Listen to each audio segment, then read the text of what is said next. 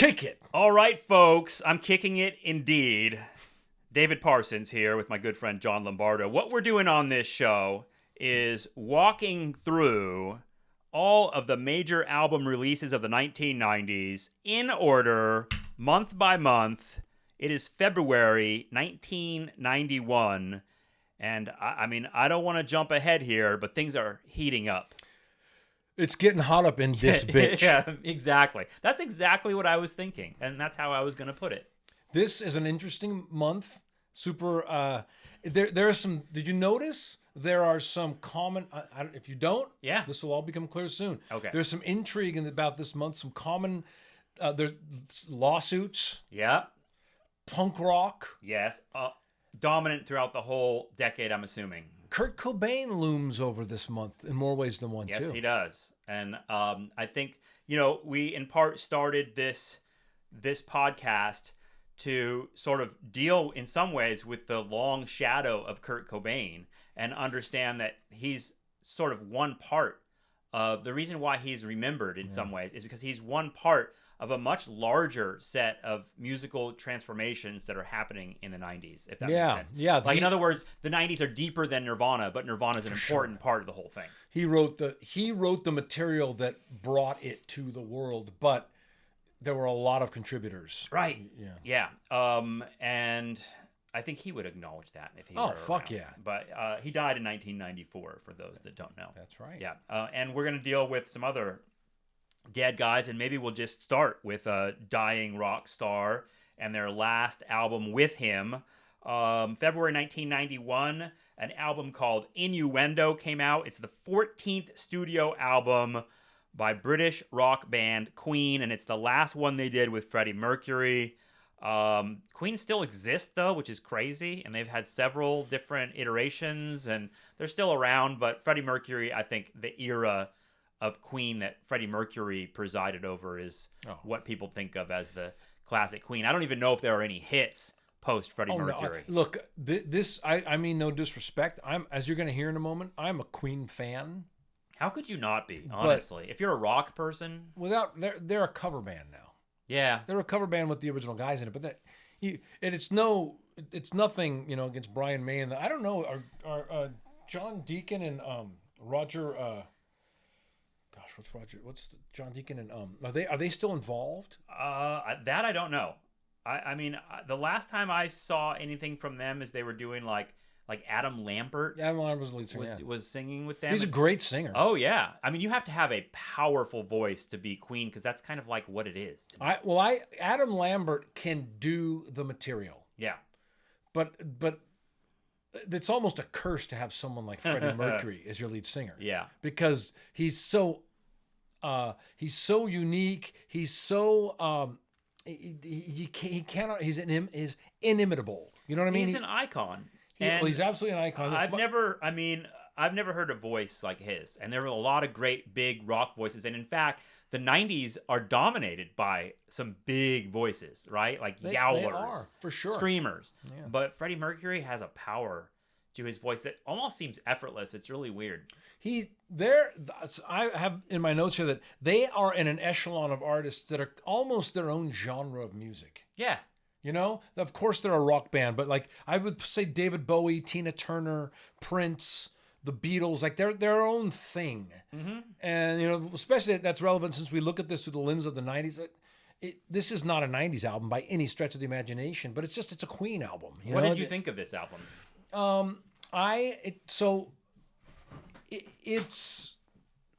It's not. I don't think their best ideas are on this album. Mm-hmm.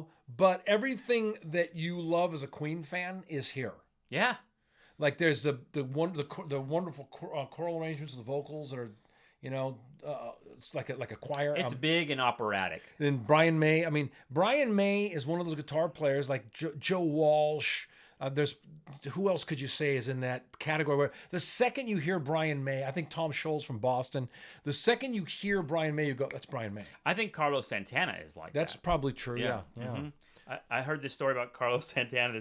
whoever was telling the story, they were setting his guitar up, and they had a cheap guitar there, and it wasn't his, and he was just practicing, and they were like, he played like a couple notes, and it sounded like Santana on a plastic guitar, and it just, the way he touches the guitar had a sort of iconic feel to it. I just heard Eddie Van Halen talking. It was a recording. I don't hear dead voices, but I heard. Sure you don't. I do hear dead voices, but it's not Eddie Van Halen. So it's Sammy Hagar. He's not even dead, and I hear his, so Eddie Van Halen was saying that he doesn't use pedals, and he said Billy Corgan of Smashing Pumpkins was in his studio and like saw his guitar and goes, "Hey, can I play it?" And Eddie goes, "Yeah, go for it." And he picked it up and started playing it. He's like, what pedals are you using? And he's like, "I don't use pedals." And Billy Corgan couldn't believe that. But he said, Eddie Van Halen was saying, like, I plug straight into the amp, I don't use pedals. He goes, when you have a good amp and a great sounding guitar and you know how to make it speak, that's what you need. Like that's amazing to me. Yeah. I've played guitar in my band for years. I'm not playing without pedals. No way. You don't want to hear me play, period. Plus, not in what little I know about playing musical instruments, it's whether it be the piano or the guitar or the drums, there's learning like what the notes are and how to hit them and how to play a song, and there's how you touch it. And everyone said that about Miles Davis, that a lot of people play trumpet, but he made a sound come out of it that was different than anyone else. It's so true. That's why music is so subjective. It's so hard to talk about. Like my friend Chris Brady, who actually was a guitar player in Hell Yeah with Vinnie Paul's band right when Vinnie was passing away. Chris Brady sent me a clip last week, and it's an isolated track of John Bonham's drums on the song "Fool in the Rain." Boom, boom, boom, boom, boom, and this playing this shuffle beat, and it's like a 7-minute long fucking video. And I just sat there and listened to him play the drums. Yeah. The same beat over and over again. Right. And I was like, and I'll bet you almost any other drummer, I'd get bored in 20 seconds. But it's him. Well, we're going to hear some, I think, very unique instrumental players on this list. So we'll get to them. But like there's a song on this album called All God's People. And it starts out with a familiar, like a choir of vocals. It's probably mostly Freddie, but they all sang. They're all good singers. And then and Brian May is just playing this single note, but it's immediately like, oh my God, this is Queen. And it feels like Queen at their peak. Freddie Mercury was ill. Yes. During the recording of this album. They wanted to get it out by Christmas, but he just couldn't get it done. He died about 9 months after the album came out. I believe that's the right timeline, but you can't tell.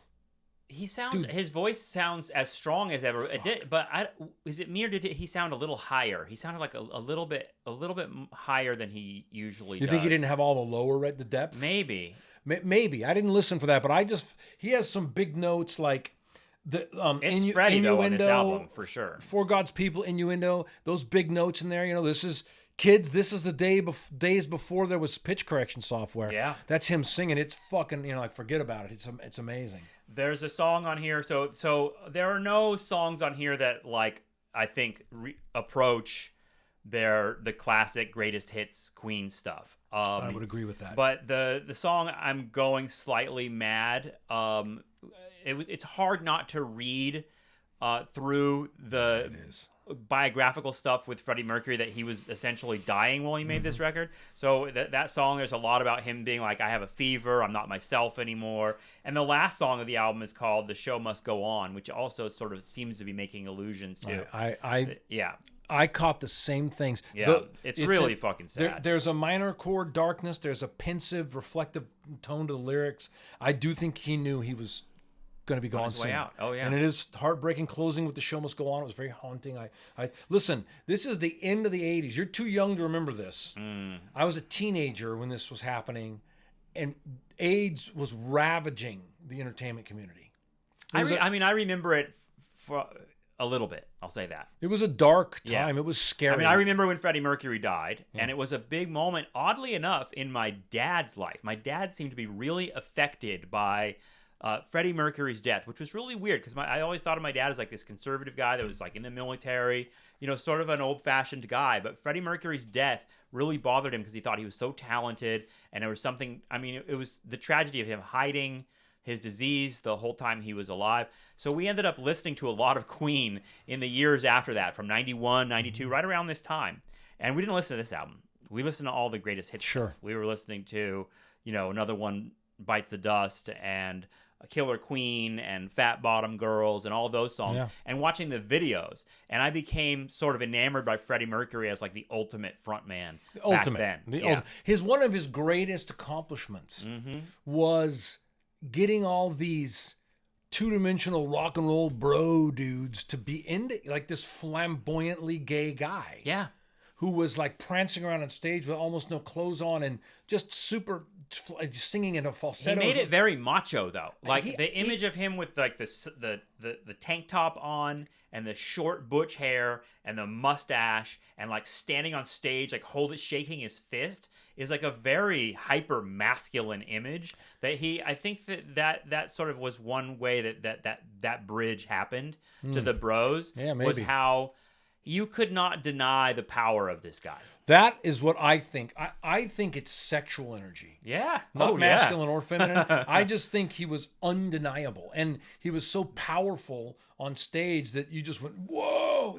I think he transcended people's narrow ideas of what gender and genre should be. Gender should be. And he's very private about his personal life. He never came out. Yeah. He came out to his girlfriend. Which is kind of incredible. It's like Elton John had to come out of the closet at some point. And you're sort of like, their music and public persona was very flamboyant. Like, if you were paying attention at all, it kind of tells you a lot about maybe the sort of tone of culture at the time. It was a different time. Yeah. I don't think it was nearly as safe as it is now to come out. And I mean, I don't know. I mean, now it might be less safe because there's so much swinging back in the other direction. But I don't think it was safe for him to come out. I think he thought it would be damaging to his career. But he was known, though. He was known in the gay community as one of their champions, and his death was devastating to that community that had already been ravaged. Like, sometime watch it. There's a documentary. Most of you probably heard of it. It's called "And the Band Played On." Mm-hmm. But there's another documentary. I won't remember the name right now, and it's about what happened in the Broadway community with the AIDS. The tragedy of what the AIDS virus did. It just decimated so many performers and entertainers. It was a horrible fucking time, and the government wasn't taking it seriously. The mainstream media was calling it the gay cancer. And I remember a lot of this, and I've seen some of the documentaries that actually I taught a class once with a bunch of younger people who didn't know anything about this time, and I showed them a documentary called How to Survive a Plague, and it's literally about like the groups that got together, mostly of like gay men and women, a lot of them in New York City, to sort of take care of each other and try to advocate for public awareness, everything. They were fighting for their lives. And I almost felt bad showing it to the students because they were so like traumatized by the fact that this had happened. They like didn't know any of this, and they were sort of like, Jesus Christ. They grew up during this particular generation grew up during like Glee and like sort of like open gay people. You and I have had this conversation before that like when we went to high school, there weren't a lot of open queer kids. No. It just wasn't around. No. And actually the 90s are part of that, and we'll get to some of that.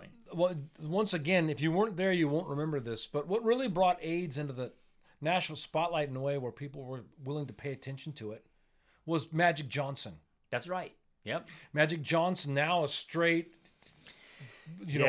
icon of a macho sport. Yeah. Oh my God, this could affect all of us. Then the country starts taking it seriously. Yeah, and Tom Hanks in Philadelphia. I mean, there were a whole bunch of little, I don't say little, they're big cultural moments in pop culture. It's interesting that it was through celebrities that you sort of like understood what was really going on. Rock Hudson, But, oh yeah.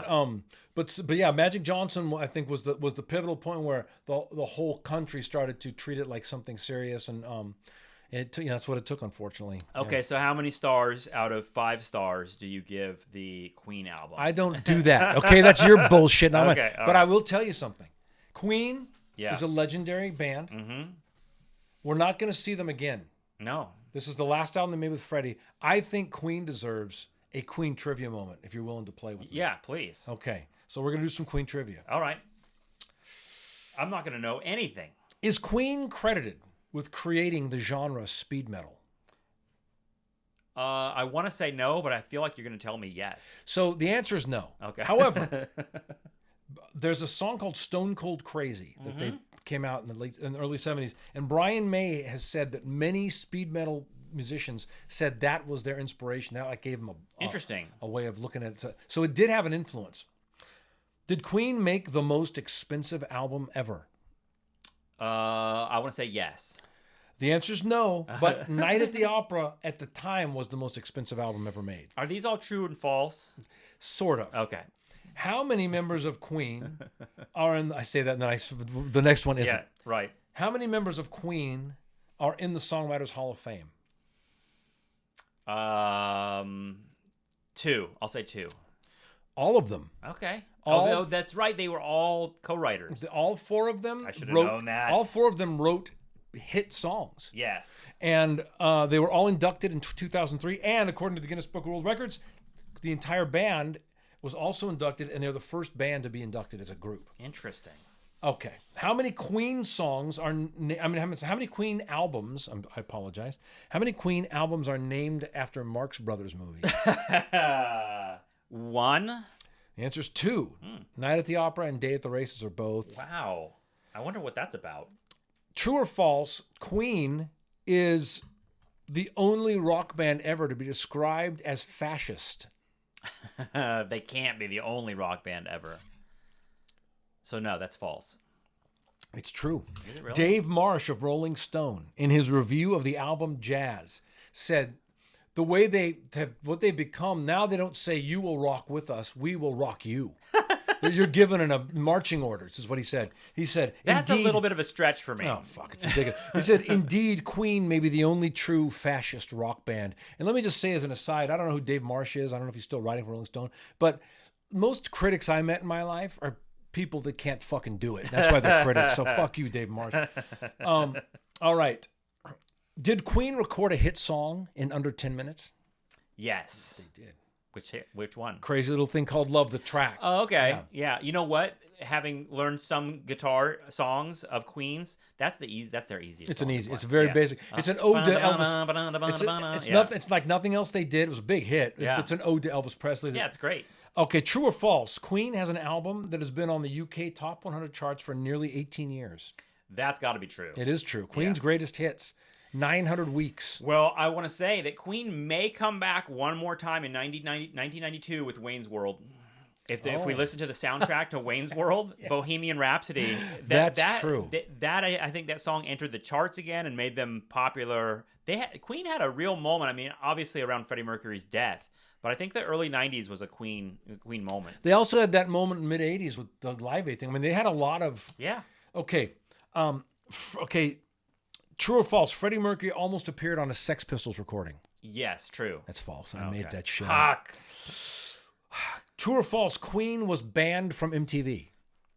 True? That's true. The what? video for I Want to Break Free Yeah, right. was banned That's in the another US. one where you're sort of like, if you watch that video, you're like, how did anyone not know that Freddie Mercury was gay? But the video bands, itself, the song, the themes, everything about it. they're in fucking in drag. Yes. Big fucking deal. But Right. MTV's like, you can't play this in America.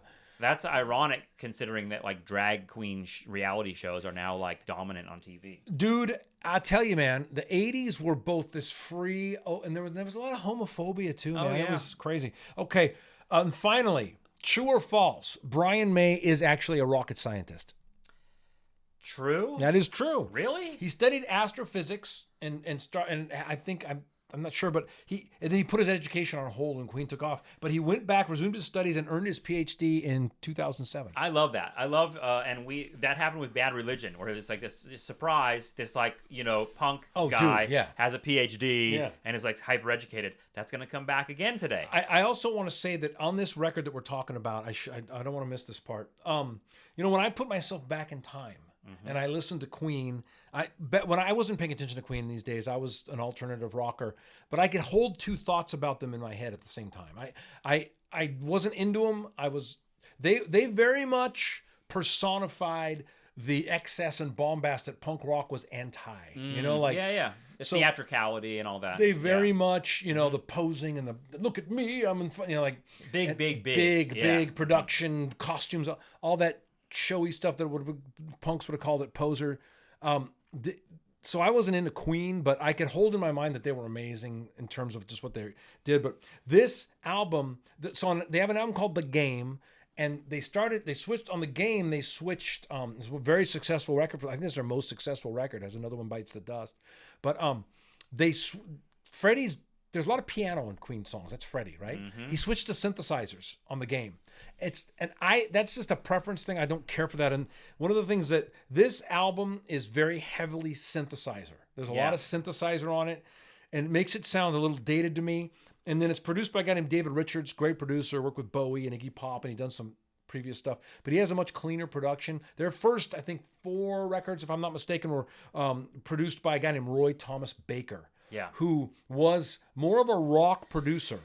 Yeah. Paul, you know who Butch Walker is?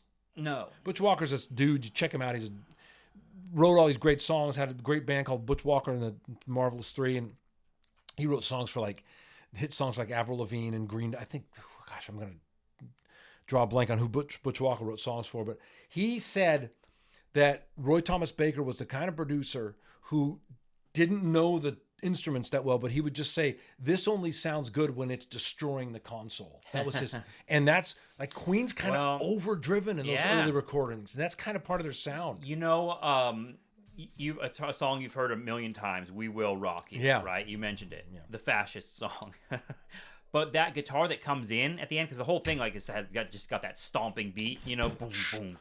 But then when the guitar comes in, it's got this dirty feel to it. It's such a cool fucking sound. And I don't know what pedals or amps they're using, but it sounds fucking cool. It's interesting you say about the synthesizer thing real quick, because we've listened to some synth pop bands like Pet Shop Boys. The ones that are explicitly synth pop, they're doing something different than the bands that are sort of replacing their piano with synthesizers, because that's what's happening in the 80s, if that makes sense, right? I agree with you on that. Yeah. Brian May built his own guitar, and that one guitar that he built is the guitar he used all the recordings. Yep, that's true. Wow.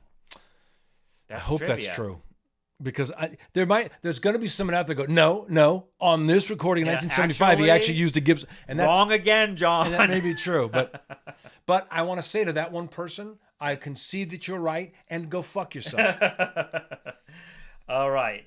So let's move on to our next album, February 91, released February 15th, 1991, through a label that has already appeared on the show and a label that will appear, I think, more on the show, Sub Pop. It looms over this decade. Yes, it does. And this band is called Tad. The album is called 8-Way Santa. And I think it's part of the story that we're going to tell here, in part about Tad, is that I didn't know who Tad was before I saw this on the album releases for 91. And I realized I should know who Tad is. They're a sort of important part of the story of Seattle, the Pacific Northwest, grunge scene, rock and roll in the 90s. Tad is there, but part of their story actually is that they're sort of a forgotten band. And there's a sort of irony and tragedy to that. But for those that don't know, Tad is a band that had several albums out in the late 80s and early 90s. Mm-hmm. This guy, Tad Doyle, is sort of the central figure of it, played a lot of the instruments for the band. I think it sounds like he sort of, and this is part of the band's story, struggled to keep one band together. There were people coming and going, playing drums, bass, etc. But he put out a couple of albums that have a very specific sound, and a sound that I think is close to me, it was closest to Alice in Chains. I felt like it was really? In that style. Yeah. Interesting. I wonder what you think of this, because this is, this 8-Way Santa is, I think, an entry where they were attempting to be a little poppier than their other stuff.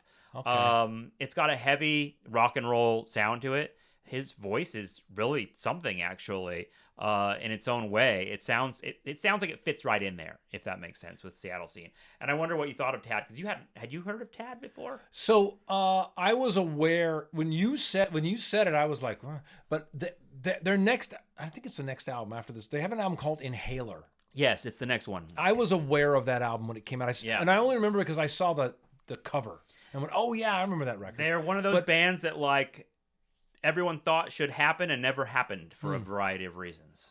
Yeah, it's interesting. Doing some research on them, because when I don't know a band, I just try to. My method is like, I will use Wikipedia if I must. Yeah. But I'm trying to find things if I don't know the band. I try to find like the documentaries or them talking. Yeah, right. Something that's I straight sent from you the a horse's video, mouth. and there are a couple good YouTube videos. There's also though just the kind of like listening to them blind and being like, "What do you think of the sound?" Right. Yeah. There's both. So, but when it comes to like history stuff, I try to know But when I was looking at that stuff, there's a lot of people that agree with you that they have like this the Alice in Chains sound, and it sounds like you don't hear that. I don't. What I hear in Tad is that they're like a bridge band, a bridge between the Seattle sound and just punk rock. Yeah. This sounds like a punk rock album to me. Now, people might disagree with me on that. Like, but so let's talk about like Mudhoney, Screaming Trees, Soundgarden, Nirvana. These bands are not punk rock bands. They're not. They have an approach to their music that is punkish. They don't give a shit about image. Right. They're raw and honest. Their recordings are live and not polished. They didn't sit on their. These are not guys who sat on the edge of their bed learning arpeggiated scales all day. Right. There's more just like a creative thing coming out of them. So that is the punk rock like ethos that they're influenced by, but they're writing in a rock pop vein. I mean, Soundgarden owes more to Led Zeppelin than to the Black Flag, you know? Oh, yeah. But to me... And even those early Soundgarden records we listened to sounded like all over the place. And a lot of like punk rock. Almost like glam metal type stuff. I mean, a whole lot of different sounds, but not really I think Tad... punkish. This is punk to me. Yeah. I hear like these classic punk bands in there. When I listened, I heard Battalion of Saints and Necros and even SSD Control a little bit. But now they have the rock sludge thing, but there's also a lot of different facets of them on this record. You know, I'm going to go way deep for punk rock fans. If you're a punk rocker, you'll know, you may remember this. A band called Tesco V. They're a joke band. And Ian Mackay of A Minor Threat was involved in the production of this record they made. But this guy sang in this, like in this voice, and sometimes Tad sings like that, like a pre-screamo guy almost. And then they have a couple of songs like what's the song I'm thinking of? It's called 3D Witch Hunt and Flame Tavern, where he's singing, and he's got a tone to his voice, and it's nice. And they've got like almost. So I think that they were influenced by and influenced Nirvana a little bit. They were. They toured together and there's a couple videos of Kurt Cobain actually singing with Tad on stage, including singing some of Tad's original songs, which is really interesting. Well, so so these guys are like this bridge. They toured with Nirvana, by the way, in Europe, I think. They did, yeah. They were on tour with Nirvana. So they're like this bridge to me between that sound, of that '90s sound, and straight up old-fashioned punk rock. There was a San Diego scene like this, by the way, at the same time. We used to go down there and play at the Casbah and like we did a couple tours actually with a band called Lucy's Fur Coat. There was bands like Drive Like Jehu and A Rocket from the Crypt. These are these San Diego bands that were gravitating toward that 90s underground pop thing, but they were still punk. And that's what I think Tad is like. I like the record very much. I think we should talk about a little bit about the history of how they had some bad luck. Yeah. But I will tell you that there's a reason that Alice in Chains, Soundgarden, Pearl Jam, Nirvana, why they have platinum records. There's a reason. Why is that?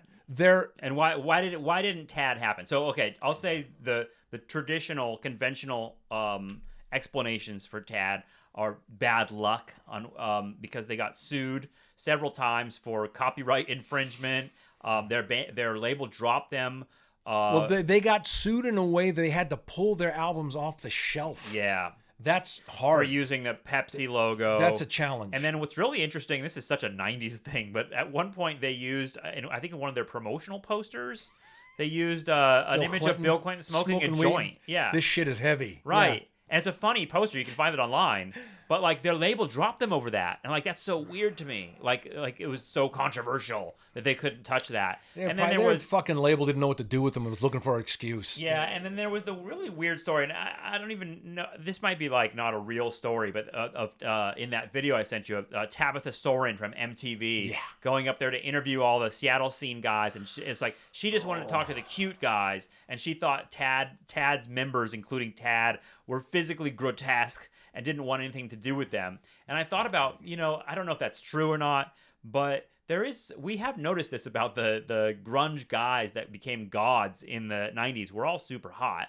And there's like fuckability in rock music is a real thing, right? I mean, dude, Chris Cornell is sometimes I'm a little attracted to him. He's gorgeous. All these guys are super hot. So I want to answer your question. Why do those guys have platinum albums? But I want to say something else first. Yes. So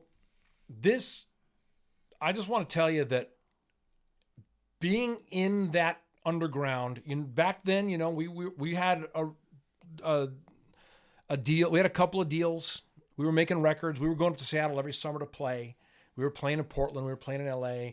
We had been in the punk rock scene in our hometown in the 80s. As the underground of American music moved into the mainstream and tried to the big corporate commerce aspect of music tried to embrace alternative music and bring it to the world, that was a fucking ugly marriage. These people had no fucking idea. I used to sit with A&R guys, big, I won't mention any names, but they were some of them were famous at the time. And I remember thinking of one guy in particular. I remember thinking, if this guy gets my music, I'm doing something wrong. Because he is a douche. He is a goof, And of course. I remember having conversations with these guys, and they were just really the people that worked at the labels. What I learned was they had no idea how to make great music or what made music appeal to the masses. You'll see this all the time. What would happen is they'd throw a bunch of shit against the wall and something would stick. And then when you check it out, when 10 comes out and Pearl Jam goes massive, the next 20 bands that got signed sounded like Pearl Jam. When Green Day hit with Dookie, the next 10 bands they signed. And you know what? We're going to hear those bands as we move forward. And we're going to hear I think we're going to hear a sound like that raw art thing come from the underground, get discovered by the mainstream, and get washed out. Like, in other words, we'll hear a peak, and then we'll hear like a bunch of copycats. It's for sure. And then the same thing happened with Tarantino. You remember that every movie by the late 90s was a ripoff of Tarantino? It was a thug, tough guy. They're all criminal gangsters talking in pop witty, cultural fast references. Talking. Yeah, of course. So the idea that the industry didn't know what to do with Tad does not shock me. Right. But I do want to go back and say, I said that there's a reason Alice in Chains, Soundgarden, Nirvana, Pearl Jam, why they have platinum records and Tad doesn't. Kurt Cobain, Jerry Cantrell, and Lane Staley. I say Chris Cornell. We'll talk about this when their album comes up, but they were great pop songwriters. They could sing a beautiful melody. They knew how to put chords and melody together in a way that made it everybody wanted to hear it. And while Tad is a really cool band and their songs are really cool, they did not have that. They don't have that magic. There's no song on this record like Smells Like Teen Spirit or Fell on Black Days, where you're going to be playing it over and over. You can't get the hook out of your head, you're not going to watch Tad perform and just go, like you do. So dude, go back. It's interesting is what you're saying is there's almost like a bit of a meritocracy to pop music. Of course. Is that like the stuff that rises to the top does have something to it. Most music that becomes popular is either forced down your throat by corporate radio. Yeah. Or you can't let go of it. Yeah. And I think that if you ever heard Lane Staley sing live, you just were like, "What the fuck did I just hear?" And I remember the first time I heard "Wood" on the single soundtrack. I was like, "What is that? Well, it's funny you say the single soundtrack because up, there's right? a Tad song. Tad song, yeah. That's not on the soundtrack, but it's in the movie. And I thought, okay, if you were on the singles soundtrack, or your music was featured in singles, which I think when that movie comes out, we got to watch it and talk about it. Yeah, for sure. But either way, I always thought that, wow, that's like grunge royalty there. Like, you're untouchable. But I guess that some of these bands are forgotten. I didn't know who Tad was. I feel like I should have. You know what I want to say about their songs, though? Yeah. I will tell you this. As a musician, this is why I was like, this sounds fun to play. I was gonna say that too. Fun to just like these simple but really repetitive, heavy beats and grooves and a few cool riffs. Yeah, cool riffs. And this was produced by Butch Vig. Yeah, produces fucking. I think Albini produced some of their shit. Jay Mascis produced from Dinosaur Jr., who I talked to. He produced their debut album. So Tad was in it. I've heard Chris Cornell talk about them. They went on tour on the Super Unknown. Yeah, that's and right. They toured with. So they were out there. They were in it. They were making this music. They were part of all that. Yeah, they didn't take off. I'm not surprised. It wouldn't surprise me at all to know that the industry that was embracing all these great bands looked at them and went, "Oh, they're not cute enough." Yeah, that fucking sounds like that. Yeah. Yeah. God, that's so disappointing. Yeah. But like you said, it's a combination of a lot of factors. It's not just one thing. Okay, so let's move on. Oh, and the standout song. Yes. So once again, if you watch the show and you're like, "Oh, I'd like to check out Tad, but I only have time to. I don't want to listen to the whole album." Go listen to the song 3D Witch Hunt. It's really cool pop song. He almost sounds like Kurt Cobain on it. He does, yeah. And by the way, he starts to employ a method, which of course singers have used this forever. But I want to talk about this. It's because it becomes very much part of the 90s sound. In the chorus of the song, vocal doubling. The singers doubling their vocals. Some guys can do it, and some girls can do it. Some people can't do it. I always struggle to double my own vocals. I've heard Bono say, and when you say double, you mean you literally singing it twice, and rather than using a loop and recording, doing that in editing. You couldn't do it back then. Okay. Back then you were because I know that's Elliott Smith's secret. That's what part of the secret sauce of Elliott Smith songs is he's doubling his voice and it always sounds like a chorus of Elliott's you're hearing. Now I'm like, wait, did he sing it twice or did he use editing to do that? I'm not sure. It's done all the time. Yeah. And certainly predating 90s music, but most of the time when artists would double their vocals, the producer or whoever's handling the mix would make it so just a way to fatten it out. But you couldn't hear the difference. In the 90s, people started doubling their vocals in a way where you could tell it sounds like Kurt Cobain is singing this over himself. Like it was kind of became a feature rather than a bug. Right. You know, like that there was a doubled vocal. It fattens it out, gives it a sound that you'll see. It's very 90s. I feel like that happens in Queen songs too, with Freddie Mercury. Sounds like a chorus of Freddie's. A lot of people did this, but it becomes a little bit more like of a cool thing to do with singers. You hear Scott Weiland do it a lot. Oh, yeah. Okay, so let's get to another part of the alternative rock scene in the 90s. I think a classic band and a classic album here, one that is much looms larger in the cultural imagination than Tad, we'll say. This album is called Green Mind. It's the 4th studio album by Dinosaur Jr. You are wearing the t-shirt. I thank you for doing that. We try to have our t-shirts represent something. I'm doing British metal today, obviously, so we'll get to that in a second. Oh, we sure will. Jay Mascis is, I think, in his own way, sort of like Freddie Mercury in the sense that he has become an icon of rock and an icon of 90s rock, of indie scene, of honestly, all the way up to today. He's still an icon. And this album is notable for a couple reasons, and I'm curious to hear what you think about it. But just to open us up with it, Green Mind is an album, the first one he did after Lou Barlow, the bassist, left the band. Lou Barlow goes on to create a band called Sebadoh that is a pretty big indie rock band too. But Jay Mascis more or less made this album on his own and recorded all the parts, and it was sort of his solo album. And I think for a long period in the 90s, Dinosaur Jr. was essentially Jay Mascis by himself and pulling some various people in once in a while to help out with instrumentation. But this album has a very Jay Mascis vibe to it, and that to me is two things: his guitar playing, and his persona, his voice. There's someone, I know you hate critics. I don't remember the name of the critic, but the critic described was that I was reading, saying that he's unusual in rock, in that he developed a persona that you could describe as a bewildered couch potato. And I love that, because that somehow describes exactly Jay Mascis.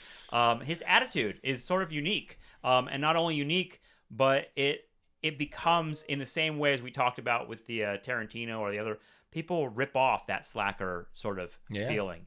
So what do you think of Green Mind?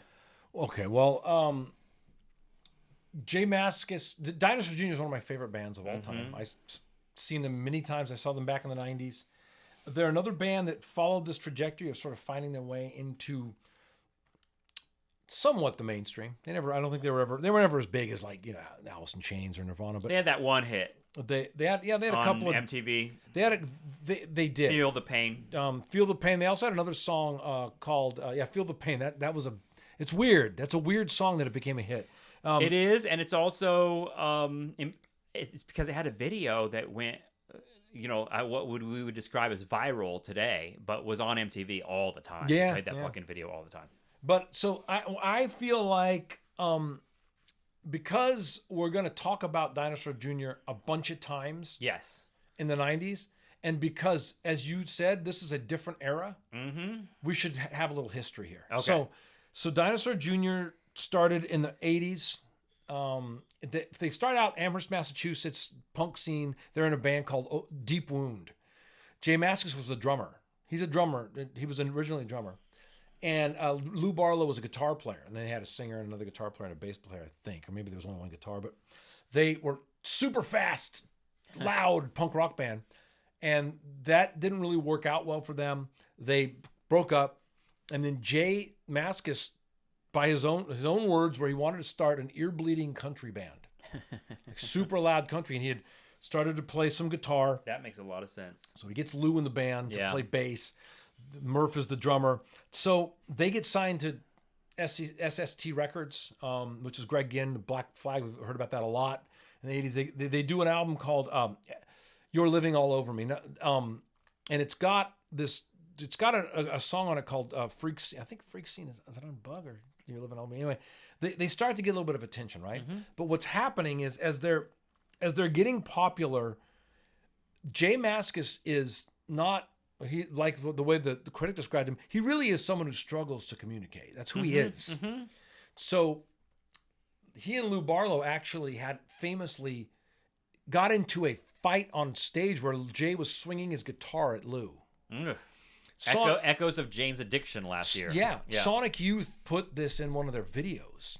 This footage of them getting to a fight on stage. Yeah. And Lou was like making noise with this feedback noise all through all the songs with his bass and just sitting on the stage. Murph talked about it like I was gonna fucking beat the shit out of both of them. So they got in this big fight, right? On stage. They finished that show, and then you said Lou left the band. Lou didn't leave the band. Murph went over and said, We're quitting. We're all giving. He thought the band they disbanded. Jay never told him that they weren't breaking up. He just let him believe that so Lou would leave the band. Amazing. And then what they had done was he had some people come in and out. They made this single of a remake of a cover of the song. Not Just Like Heaven. It's it is Just Like Heaven. Just Like Heaven. Song? Yeah. And that got some attention. They got signed at Warner Brothers. Yeah. And that's when they made Green Mind. So a lot of people and that's what starts this thing. So Green Mind is the beginning of the Jay Mascis show called Dinosaur Jr. By the way, another band they were called Dinosaur, and they got sued by some old 60s band. So Dinosaur Jr. is where their name came from. What a great lawsuits. What a great response though is like we're Dinosaur Jr. Jr. Yeah. Done. A lot of people a lot of Dinosaur Jr. fans out there, rightly so, will say this isn't really Dinosaur Jr. But I love Green Mind. Yeah. I remember when it came out, I listened to it all the time. And if you want to know, well, what would an album sound like if Jay Mascis just did everything he wanted? This is it. He did Murph plays on 3 songs. He plays drums on 3 songs. But Jay's playing on all of it. And this was his record that he made. What I love is that Lou Barlow eventually comes back. And that they have a new era in the 2000s. I've seen them twice in the last 3 years. Yeah. And they're fucking great. Yeah. And what Jay did that was brilliant is he always kind of sound like them. He'll be able to sing his songs till he's 90. Yeah. Because it was just he sounds like an old guy. He was just talking almost like Yeah. And that persona that he's got, you're right. It's partly that he's a little touched. I remember listening to a podcast interview of Lou Barlow where he was talking about Jay, and he was like, Jay was the type of guy that when we were on tour, like he would sit in the back of the van, like not the back seat of the van, but like the literal like on the floor in the back of the van, and would just work on the guitar by himself over and over, creating these magnificent solos. And he is one of those guys that, like Santana or others that you mentioned, he has a way that he touches the guitar. That's for sure. That is totally iconic. Like for sure. The songs in a lot of ways for me are carried by whatever sound he is able to get out of the electric guitar. And if you're an electric guitar person, I think if you are, you know who you are. You respond to a certain tone, a certain fuzziness. Neil Young is mentioned a lot in reviews of this album. And it took me a second, just like the Alice in Chains thing with you, where I was like, what? Oh, yeah. Neil Young? You don't hear really? Neil Young in there? But now I do, of course. Yeah. Totally. So, and that idea that you said, like, of a loud country band, well, that describes a lot of Neil's music. It does. Like a loud punk country thing going on. Hey, you want to see me rage bait our viewers? Yeah, please. Jay Mascis is our generation's Hendrix. What do you mean by that? I'm not saying he's as great a guitar player as Jimi Hendrix. But our generation, he was that guy that when he touched the guitar, we were all like, whoa. Oh, he's spectacular. Fuck? Yeah. Fact that guitar sound is matched with that voice and that sort of persona is perfect. It is Dinosaur Jr.'s sound to me. He said, I just sing so I can get to the parts where I play guitar. Well, in a lot of ways, I feel like the emoting of the song is often more from the guitar than the voice, if that makes sense. Like he's singing with his guitar. He also telegraphs what he's going to sing. So let me show you something. Yes. So there's a song. This is one of their first big hits. Yes, and he has a couple acoustic albums too. I don't know. He does. That's right. Yeah, they're really good. So one of their first like underground college songs that got them attention is called "Freak Scene." And it's just D, E minor. Ooh. It's D, E minor.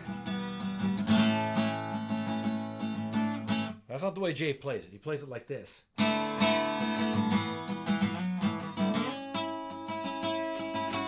And if you listen to that, it's a seen enough to eye you, but I've seen too much to try you.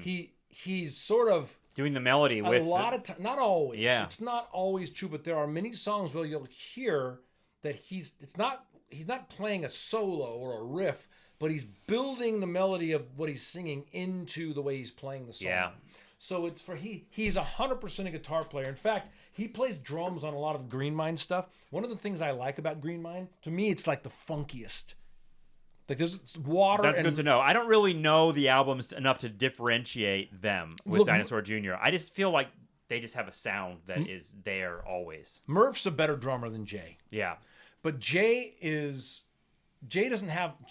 plays drums on almost all the songs on Green Mind. Yes. And like there's a song called Water. There's a song called it's a song called Muck, and it's almost slinky. It's got this almost funky groove to it, and the way Jay doesn't have a pocket, he has a strum pattern. The way he plays the drums, I can hear his strum pattern in his hi hat, and but he's also like there. So let me tell you what I hate about this album. The way the drums are recorded, they sound like shit. When Jay's playing, like the snare is just, it sounds like it's happening in a well. It doesn't matter to me. But because the sound of Dinosaur Jr. to me is Jay's guitar and his voice. Like I wasn't paying attention to the drums as much as you would. There's a song It's Water. Listen to Water, and I played with a drummer like That's this. the one that sounded most like Neil Young to me, honestly. So it's got that lovely vibrato where he does the tremolo. It's a beautiful song, yeah. By the shoreline. So I played in a band years and years and years ago with a drummer like this. If you make your snare head just a little too tight, and if you know what you're doing, like fucking Bonham and John Bonham, Stuart Copeland, they knew how to tune drums so that they just, Jay's snare drum is a little too tight so that if you don't hit it in the same place every time, it has a completely different tone. If you listen to Water, like almost every snare hit sounds like a different snare. Now I want to listen again. So listen again. But you are a very careful listener, John. Oh, dude. Especially with the drums. And then the other thing about Dinosaur Jr., loudness is their thing. When I saw them in 94, my ears rung for days after seeing that show. And people always talked about that. Yeah. But when I saw them again years and years later, I wore earplugs. The last time I saw them, it was about halfway through the show, and I carefully took my earplugs out, and they were like, oh, okay, I can handle this. That's the first time I've ever seen them where they were just so fucking excruciatingly loud, you know? That's part of the thing. But let me do this for you. So I said he's our generation's Hendrix, right? And what I mean by that is he was a guy who brought this way of playing to us, these kids that, you know, like I said, we didn't sit on the edge of our bed learning arpeggiated scales. We were just kind of like banging out shit, and we were sort of the unwashed masses who could just play the guitar and were punk rockers, right? He brought this way of playing to us. We were like, wow, oh my God. So for us, that's what he was. So do you know what, would you like to hear Jay Mascis' top 10 guitar influences, the ones he loved? Yeah, please. There's some interesting stuff in here. All right. And it's not going to be in the form of a true false question, is it? It is not. Okay. Number 10, Rory Gallagher. Don't know who that is. Okay. How many of these names am I going to recognize? Well, really? I'll give you a little bit of background on them. Number 9, Jimi Hendrix. Jay says he's the best guitar player ever. Number 8, Bob Dylan. Interesting. He says he loves the way Dylan plays acoustic guitar and plays rhythm, and it's true that Dylan does some. Dylan has a couple of solo albums. We'll probably talk about him in this decade, where he's just accompanying himself, and his finger picking, like he's better than you might think. Yeah. Okay. Number 7. 10, 9, 8, 7. Number 7, Paul Kossoff Free. And that he's the guy. Paul Kossoff from Free, the band Free. Okay. And Jay mentioned I love his intense vibrato, and Jay's vibrato is amazing. Number 6, Tony Iommi from Black Sabbath. Right. That makes sense to me. Yeah. Number 5, Bob Mould. We talked about Bob Mould a little bit. He's from Husker Du in the 80s, and he was making solo records in the 90s. We'll talk about his band Sugar pretty soon. I'm a huge Mould fan. My band got to play some shows opening up for Bob Mould. Cool. Love Bob Mould. Number 4, Anthony Bones Robert from Discharge. Now, do you know who Discharge is? They're a British punk, like a British hardcore band that came out like, I want to say Discharge. I could be wrong with that. They're like 1981, 1982, 1983 when they were really popular. Ron Asheton from the Stooges. Interesting. Yeah, that makes sense. Number 2, Keith Richards and Mick Taylor. He has them together, like what they did together. Early Stones. Keith, he loves the way they played together. And his number 1 favorite guitar player, this is interesting, Greg Sage of a band called The Wipers. Never heard of this Okay, person. So I'm ashamed. I've never heard of The Wipers. I'm ashamed to confess that I also had never heard of The Wipers. So I went and listened to them. They're fucking great. They're making music in the late 80s and the late 70s and through the 80s. American band? Portland band. Okay. Super underground. Wow. So, I said at the beginning of this session that Kurt Cobain looms over this whole month. They are a Portland band. That's Jay's number 1. They're worth listening to The Wipers. They're great. So Kurt Cobain offered them a tour, which they turned down. But on Incesticide, which is a collection of B-sides and rare releases that we're going to talk about. It's going to come out like 1993, I think. 92. Yeah. That has the song we're going to talk about later called Sliver. Mm-hmm. There's a song on that album called D7. It's chord. a Wipers song. D7 is a chord. Well, this Dimension 7, Okay. Dimension 7, that's a Wipers cover. Funny. So Nirvana did a Wipers cover. Okay, so I got to check out the Wipers. That's a deep cut. And by the way, Yeah. just a little more history. Uh-huh. Nirvana opened for when around the time that they were putting out Bug, and I think it's Living All Over Me. It's Living All Over Me, then Bug. Sorry, about the time Bug came out, which is the very late '80s, '89 probably. Dinosaur Jr. 88, 89, 88 or 89 is when Bug came out. Nirvana opened for Dinosaur Jr. Mm. At that time, they had another guitar player named Jason Everman, I think his name was. Kurt wasn't digging him, and he asked Jay to join Nirvana. And Jay was like, I didn't think that much of it because we were bigger than them at that time. I was like, eh. And then That's funny. They don't really fit together in my mind, but now they do. Cobain asked him to play with Nirvana again, to play drums on a single they were doing called Sliver. Wow. Which ends up being the guy from Mudhoney, I think. Yeah, Dan Peters from Mudhoney. So we're going to talk about that song today. So Full circle. Interesting that the twice Cobain went to Jay and said, join our band, dude. And by the way, here's a weird little thing. Mm-hmm. Matt Dillon sings backing vocals on one of the songs on Green Wine. What the fuck? I never knew that. But speaking of singles, he's some weird. Matt Dillon is a weird dude in this world.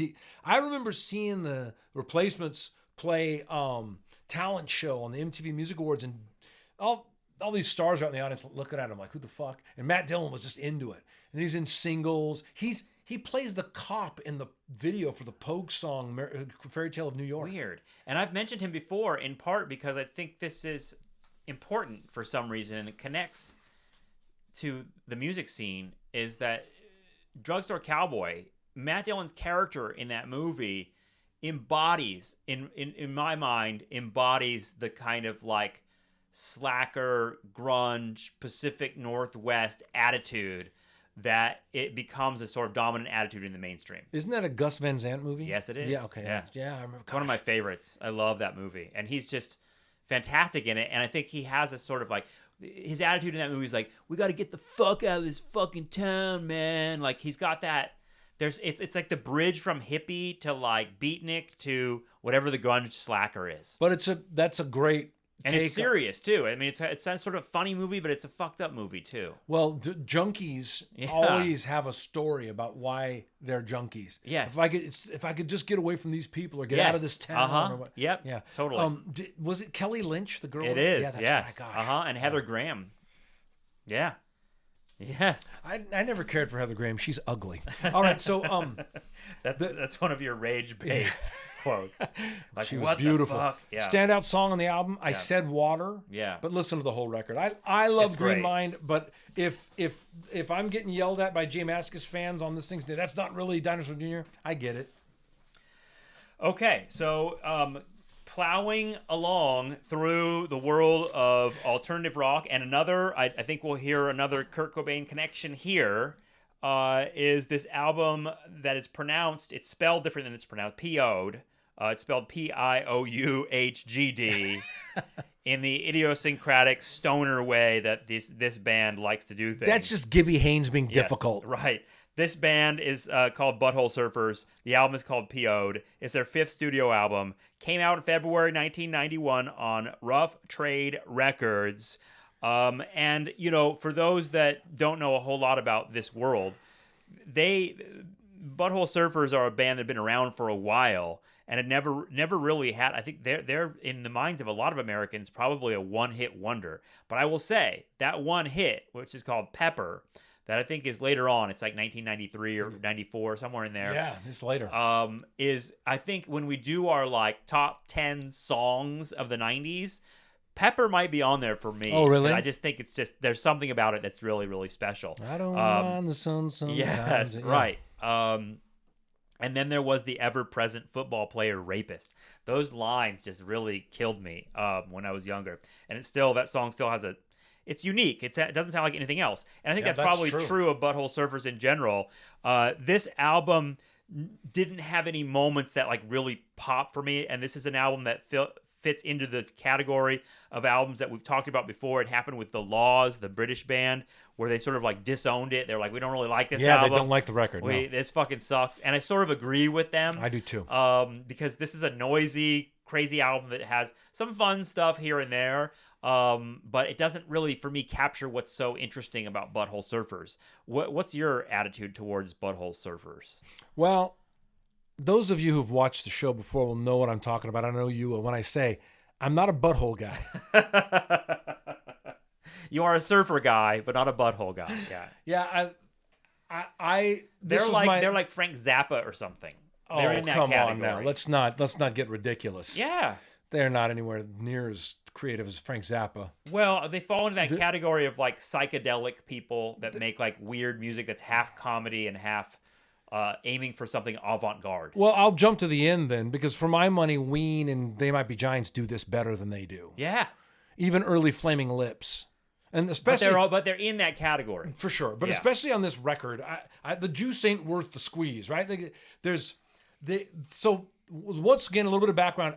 Everybody in the punk rock world knew about Butthole Surfers back in the day because they were on Alternative Tentacles. That's the Dead Kennedys album, their label, I'm sorry. And Jello Biafra loved these guys, I guess. And Kurt Cobain loved them. Kurt Cobain loved them. Yeah.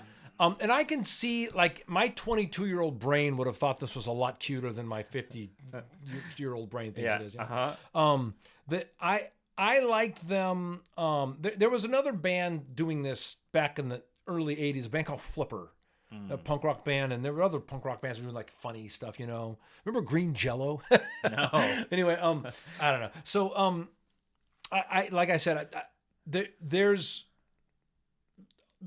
in order to do this type of music, when it's done well, whether it's Frank Zappa, Primus, Ween, there's a real wit to it, and there's a comedic sensibility to it. Mm-hmm.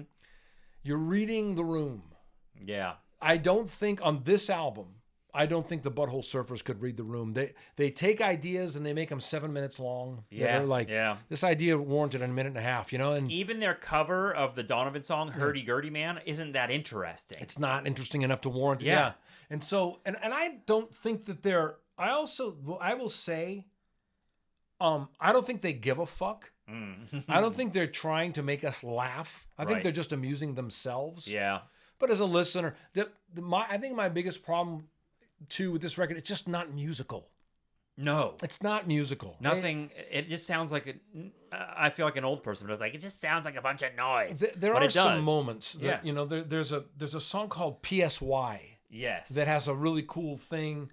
Blind Man has a cool opening riff, but then it just kind of degrades into something that I could even I'm going to insult this record. Mm-hmm. In a way that I've never insulted music before. Even the short songs felt long to me. Yeah. I was like, oh my God, is this still going on? And I looked and I was, oh, this is only 2.5 minutes in.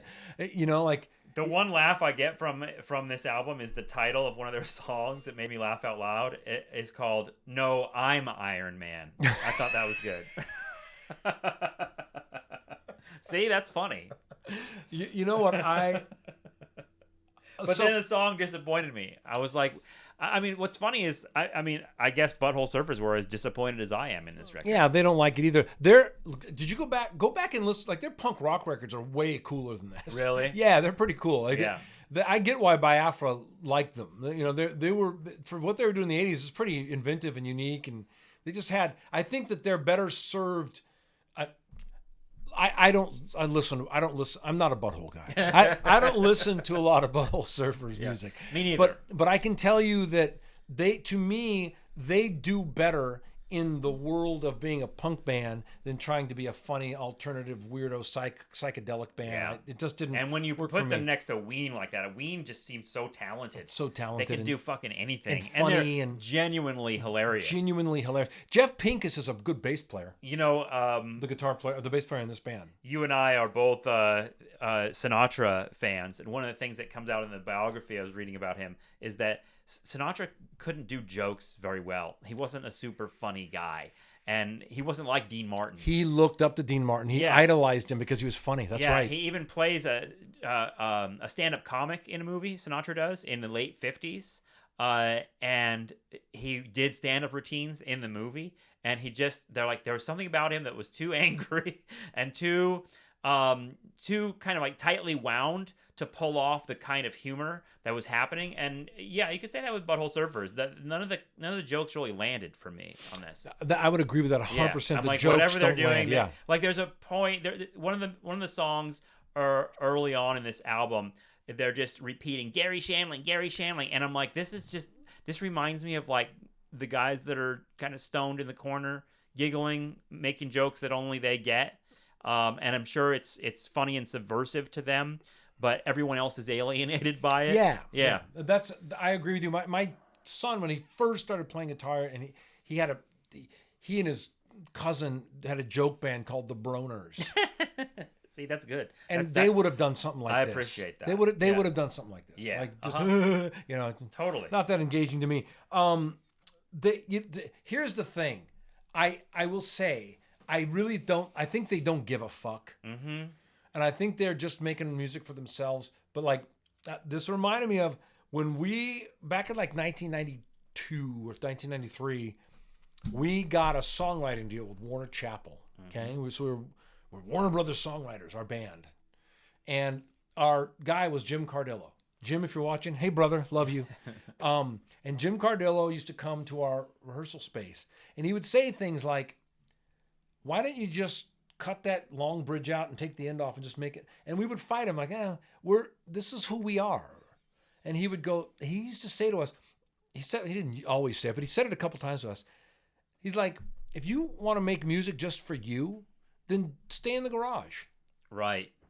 But if you want to make music so that people buy it, I mean, you're here with me, letting us pay you to be songwriters. If you want to make music so that people will enjoy it and people will want to listen to it, then consider what makes great music great and try to aspire to that as well as be yourselves. Yeah. And I just think that on this album, the Butthole Surfers could have actually learned from that, what is usually terrible advice. Yeah, well, I mean, it's the line between, self-indulgence and going to an artistic place. Yeah, this is self-indulgent. I think there is something of a gift-giving element to making music or making art, that is about sort of trying to communicate something. There is the sense of like, okay, this is ultimately just a self-expression. It's just about me. But yeah, okay. Great music invites everybody in. Why are we paying attention then? That's right. It invites people in. And the standout song for me is called Booze, Tobacco, Dope, Pussy, Cars.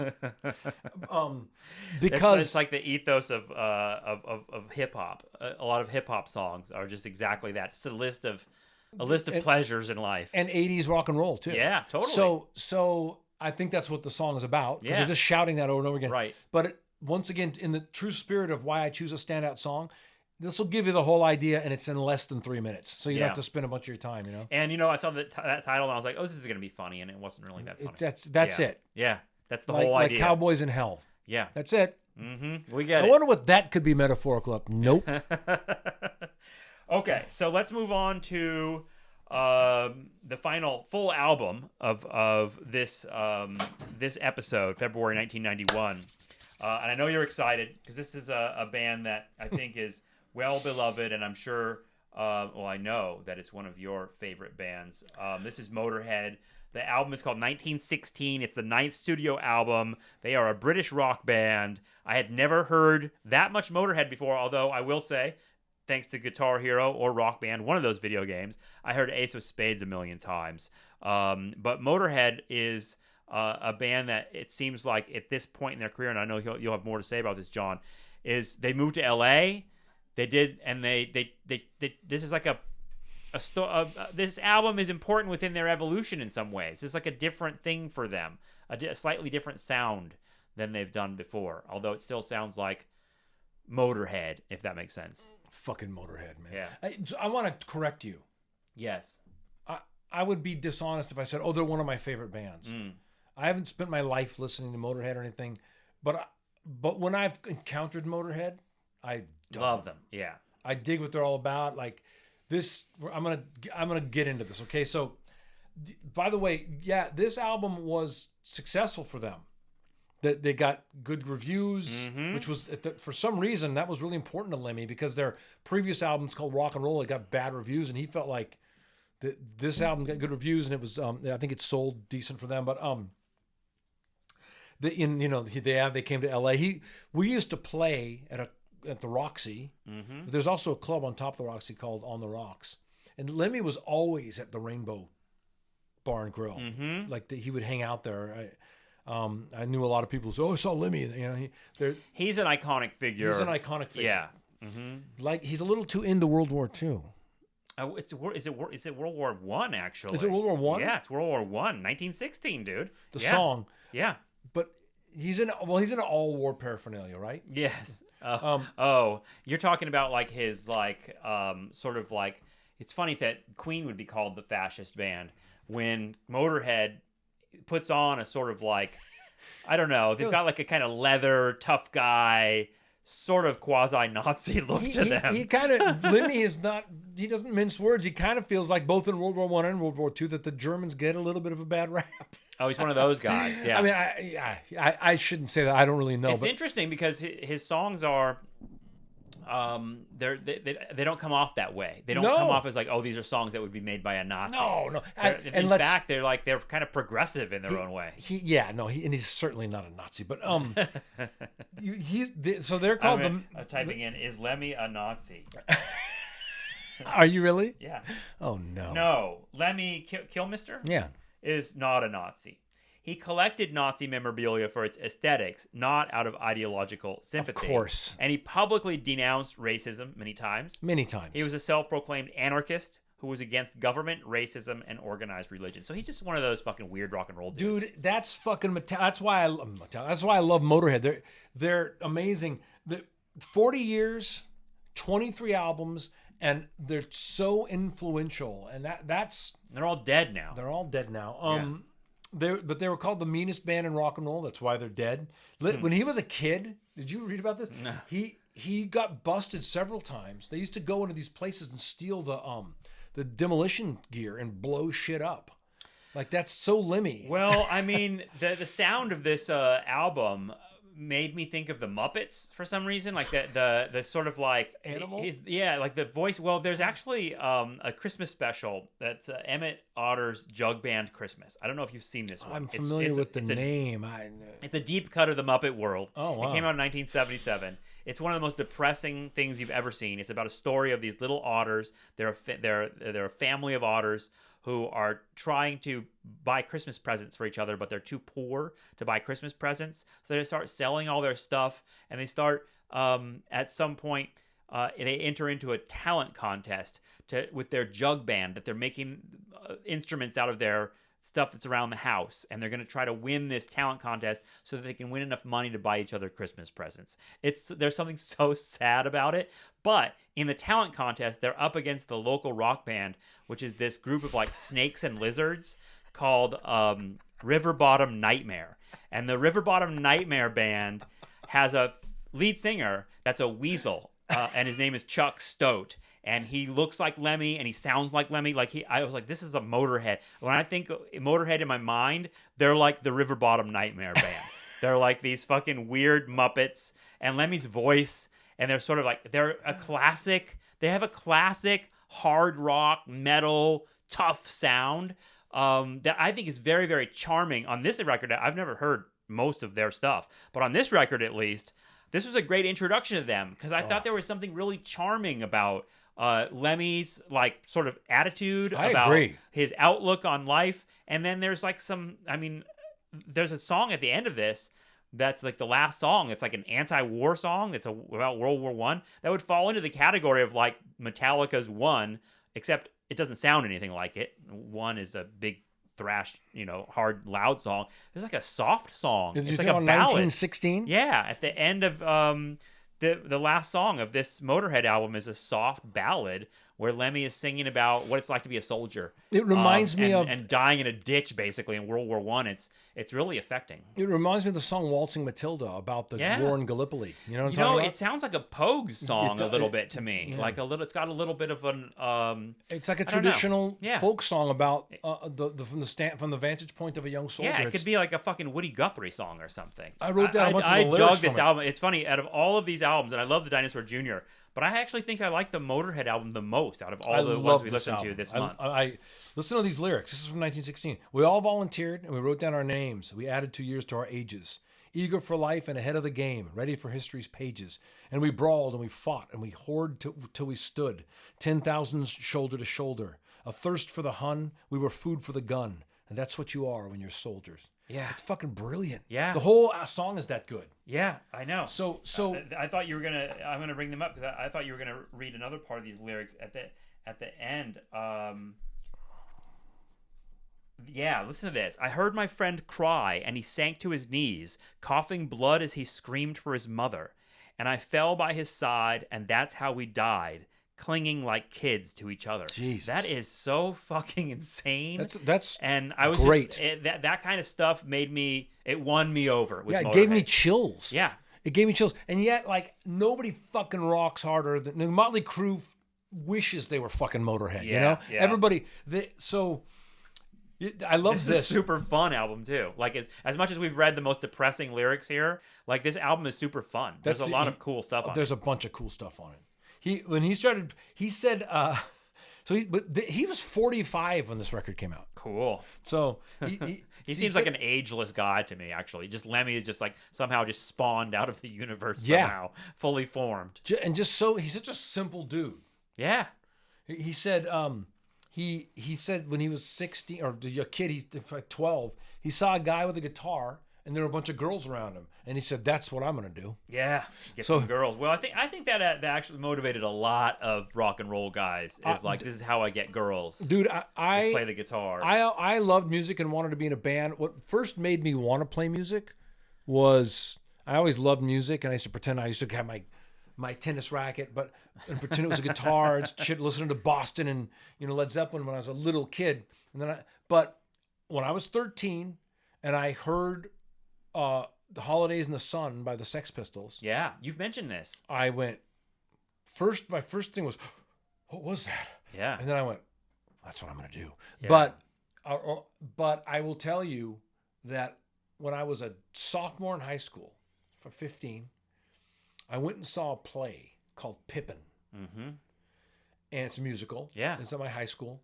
And Dennis Romero played Pippin. And I went to the after party.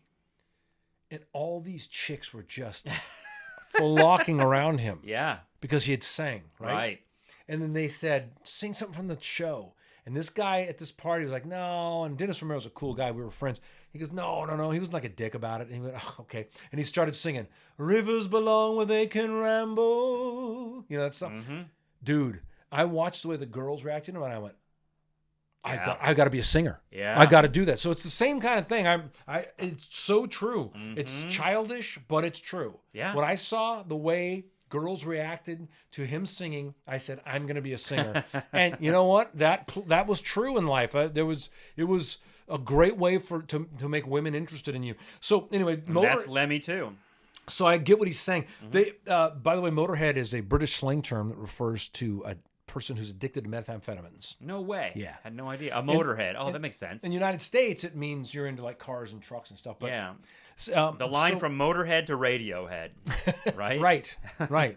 So I think that they're super influential, more important than most people know.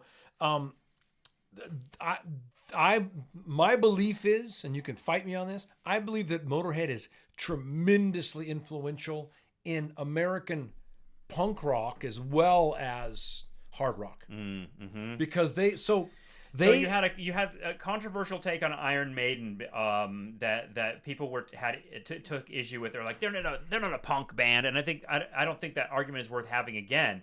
But I think it's even more clear with Motörhead that they themselves were interested in the punk scene and the There's punk a approach. song on this album called Ramones. Right. He Yes. said he was into the MC5. These are American punk bands. I love that Ramones song, by the way, and I love that it's like short and punchy, just like the Ramones music. Yeah. No, he's obviously, but punk rock in the UK, punk rock in the UK is different, of course, from what happens in punk rock in the United States of America. So, punk rock was huge in the UK in the 70s, like 76, 77 is when the Damned and Susie and the Banshees, Sex Pistols, the early Clash records. By the time this out, like in 1979, punk rock in the UK is already starting to wane in popularity, and like new wave and shit is happening. In the United States of America, punk rock was a New York phenomenon. Or I guess you could say Detroit. So MC5, it's an East Coast thing, really. MC5.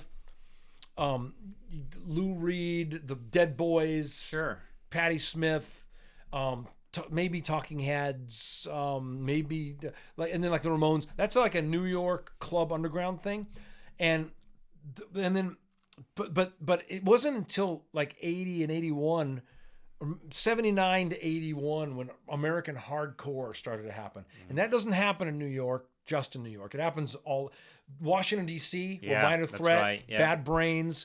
There's a huge scene there. There are scenes around the country. Boston had a scene. Los Angeles has a huge punk rock scene in the 80s with Social Distortion and Bad Religion, and that's what really caused the hardcore explosion. This book, Under the Big Black Sun: A Personal History of L.A. Punk, by John Doe. This is a really fun book I think it would connect to a lot of the bands you're talking about. This man, Tom DeSavia, signed us to our first I was major label say, deal. That name sounded familiar. He was the guy that signed us to our first major label deal. So this book has a lot of detail of that kind of LA scene. That's and cool. What everyone's mentioning in there, because it's an oral history, it's all just people's memories. Like, everyone's mentioning Washington, D.C., New York. Like, they're inspired by other scenes, what's happening in LA. LA had a huge scene, too. They had the X and Black Flag. That's like... Where's the Minutemen from? Are they Minutemen, LA? So here's the thing. Yeah. In California, in the very early 80s, when punk rock was blowing up, Orange County does not consider themselves LA. I'm going to say they're from San Pedro. They do. They would. We're not fucking LA. Well, people don't even consider the Valley LA. These are all little cliques. Very provincial. Right? Yeah. It's very cliquish. Like there's a song on Adolescence record called "LA Girl." You know, if it says if it wasn't for a C, or C wouldn't be alive. LA World, LA Girl, LA Girl, LA World. You didn't create our scene. Like go away. Like it's very. Yeah. It's Zappa's very got Valley tribal. Girl too. So the punk rock was very tribal. OC, LA, the Valley. But anyway, in that American hardcore scene, Motörhead's very influential. Yeah. They were influenced by Ramones and MC5, but then they're influencing back American hardcore punk as well as hard rock, who I've heard, speaking of hard rock, who I've heard talk about Lemmy the most, and I think of him, Dave Grohl, is sort of an ambassador of rock and roll in his own way, and he talks about Lemmy a lot. He seems to really love Lemmy. In the context of the 90s too, like this is a 1991 record is incidental. It doesn't matter. Motörhead doesn't give a fuck. They're just being Motörhead. Yeah. They can't be anything else. They're the AC/DC of heavy metal. Just do what they do. So authentic and raw, you can't deny the greatness of it. It's just so fucking great. They were voted the best worst band in the world by New Music Express. I don't know why you have to have the worst in there, because you know what I mean. Like why are they worst? Because they're just so loud and rude. Who knows? Yeah. Who gives a fuck what some music magazine says about Motörhead? But they are underneath it all.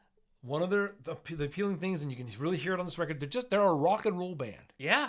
They have a song on this album called Angel City. It could be like an old Alice Cooper tune, you know, and it's got T-Rex guitar riffs and horns, and then there's another song called The One to Sing the Blues. Yes. He says, strangers in the night, strangers in the light. That's a really great turn of phrase, but I got so much pleasure out of hearing Lemmy Kilmister connect to Frank Sinatra. I know. I was gonna say there's another Sinatra. These two guys that I just idolize. It's funny, you know? and I know it's because you and I are both fans, but Sinatra comes back in the 90s. You know, like he's connected to all these in a weird way. Like you can't. Yeah, in other words, what I mean by that is like you can never get away from Frank Sinatra in popular music, one way or the other. And he's actually going to have a moment in the 90s. I love it. Yeah. Look, Sinatra he loomed over the whole century. You know? Okay, so do you have a standout song? Are they all standout songs for you? Is this going to be one of the times where you say, listen to the whole fucking album? I mean, you should listen to the whole fucking album, but I have a tie for standout song. Mm-hmm. Love Me Forever. It's really heavy, but it's melodic. And then there's a song in there called Shut You Down. Yeah. It's just so fucking headbanging fast. It just rocks. Yeah. But yeah, you should listen to the whole record. I really enjoyed this. I didn't expect to. When I first put it on, I'm like, okay, here's that kind of like bar rock sound that I've said. I described Iron Maiden that way, but I'm starting to develop a taste for it, a taste for what you're saying about it. That it surpasses bar rock. It's not. Oh God! It's not just blues rock. It's something else is going on. So I loved Motörhead. I really appreciated that album. Okay, so we have one more song. It's actually a song that we want to mention because it actually came out in September 1990. We missed this, but it came out in late January 91 in the UK. This song, Sliver by Nirvana. This is an important song, and it's worth mentioning, and I think it's the first entryway into the Cobain-Nirvana mythology on this program, which I think will obviously come back, and it's going to come back because Nevermind comes out in 91. So we're within a few months of talking about their classic breakout album. But this song, Sliver, is the one for those that know Nirvana, where the hook is just "Grandma take me home, Grandma take me home" over and over again, and it's sort of a song about being left at your grandma's house. It's a great song. It's a great fucking song. And so what I was thinking when I listened to this, because this song fell last on the whole our Spotify playlist. So if you're listening to all of these records we've just reviewed, the last song of everything is Sliver. And it stands out in a lot of ways. Like, think of it, I was thinking about it next to like Tad or something like that, where I'm like, there's something, why, exactly that question. Why did Nirvana hit and not Tad? What made Nirvana so different than everything else? And it's partly because it's not different than everything else, but it's like hitting a strain of like kind of melodic pop fun that is different than a lot of the heavier bands that are just heavy. It's why, and it's why this song belongs on this list. It's important to talk about it. This song, it was intentional. Kurt said it. Mm-hmm. He said, I had to write a pop song and release it as a single to prepare people for the next record. Interesting. He knew he was going to write pop songs. He knew so because of the research I've been doing, my algorithm on YouTube has been pulling up a lot of, there's a YouTube channel, I forget what it's called, but it's like famous bands before, like, and when they were starting out or something. Right. And there's a bunch of clips of Nirvana playing like little record stores, Rhino Records. Oh, and I stuff love those kind of clips. for Bleach, and there's like 20 people there, and it's stuff like, there's a Rage Against the Machine playing at a CSUN at lunch hour, and like there's no one listening to them. It's insane. We'll get there. I saw them play at UCSD. Yeah. Or was it USD? Like literally there's like, and then in the clip, like hardly anyone is watching. Same thing. They were playing on this and they stage. sound like Rage Against the Machine. They were Rage Against the Machine. I was like, who is this? Is that guy? I thought he was trying to be Chuck D. Yeah, because he's rapping. And these people were just walking by. They were ignoring him. Mm-hmm. So this, but anyway, they're playing stuff like,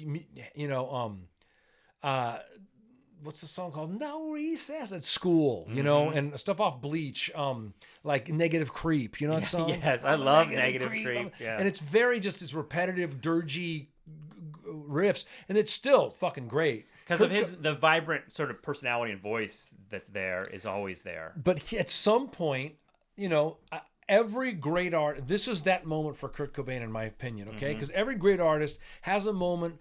We all start out as imitators. Mm-hmm. We all start out imitating the people we admire as songwriters, and then we learn other people's songs first, and then we go, "Oh, this thing's starting to come out of me," and that's who you are after a while. It's you.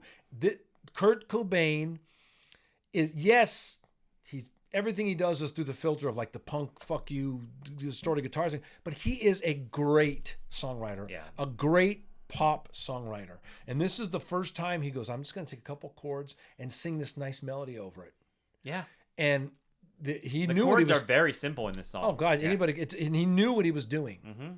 And he said it, and so he wanted to stop just writing those darker metal riff, drop D tuning, and start to write pop songs, and this was it. Well, it's got an infectious, fun melody, but I think this is partly, and we'll get to it, never mind, partly the secret sauce of Nirvana for me always was that their melodies were super fun and infectious and catchy, but they maintained their hardness. They maintained the sort of like the crushing guitars that are played in a kind of like a fast, fun, furious way. And Kurt's voice never stopped being like an intense fucking voice to hear. You could hear in this song, Sliver, this particular recording, his voice is cracking when he's going to the high notes. Like, he's just so real. He's so real and raw. And that never goes away. I don't want to get too heavily into this because I want to talk about this when Nevermind came out. But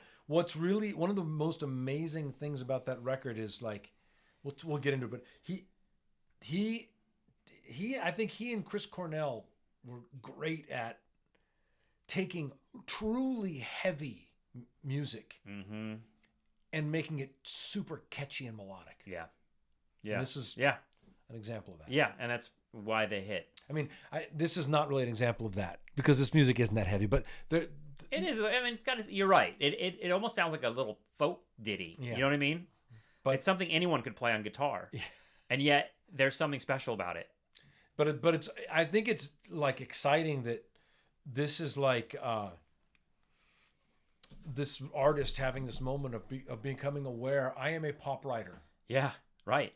And stepping out from under the shadow of whatever else he had been and saying, this is really who I am, what I'm going to do. All right. There are many more treasures in store for us in 1991. That was February 1991. Thank you, John, as always. Go listen to our playlists. Yes. And my standout song from this one, Sliver.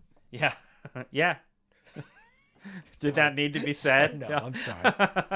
You're right, though. It's the one I would choose, too. And I meant from the album. Oh, from the album. Yeah. That's too good. Yeah. But we didn't choose standout song for the whole thing, but Sliver actually might be the standout song for the whole thing. If only because, for me, I like to mark the things that are like historically important, and that's why we put Sliver on this list. Oh, our song of the month. We didn't fucking do that. That's okay. I don't think we need it. Okay. But honestly, I will say this. Sliver didn't come out in February 1991, so it doesn't matter. It would have to be from something else. Okay, I'll just do one off the cuff. It's the 1916 song. It's the fucking last song. That is a great fucking song. It surprised me. I didn't expect an anti-war ballad at the end of all that thrash, and it hit me hard because it's anti-war ballads, they all hit the same note more or less, which is that war sucks and it's tragic and young men get brilliant song, but it's done so well. I got chills when I listened to it. It's like really great poetry. And fits into that folk ballad tradition. So, well, since you already picked that one, I'll give you I'll pick The Wagon from Green Mind. Yeah, just because I remember that's the first song, right? It's the first song, and just that C chord, The fact that it's like some of those first songs start, they seem to like the recording starts like he's already playing the song. Did you notice that? Yes, they kind of blend into each other. I thought that was interesting, and I feel like. I remember the first time I heard that song. I remember going, oh, I love this. Yeah. Okay. Well, thanks, everybody. We'll talk to you again soon. Cool. That was great. Grandma, take me home.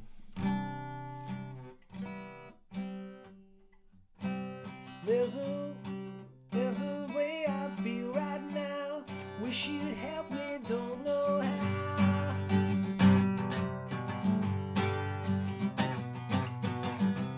We're all not so who helps who, so hard when no one's got a clue. Like that, love that. It's such a great. He's so great. He's so fucking.